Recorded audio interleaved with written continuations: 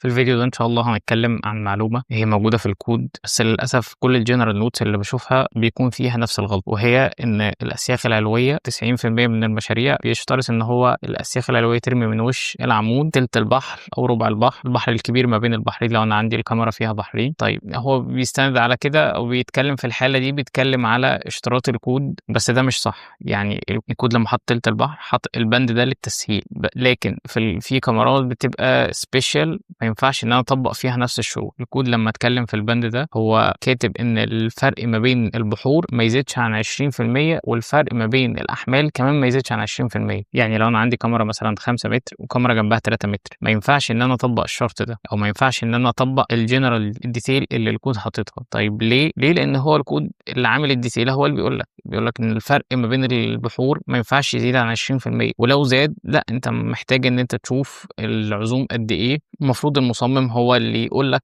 اماكن التوقيف فين، ويبقى هو اللي شايف العزم، فهو اللي يقدر يحدد لك حاجه زي دي. انما ما ينفعش ان الجنرال ديتيل هي اللي تمشي في المشروع كله.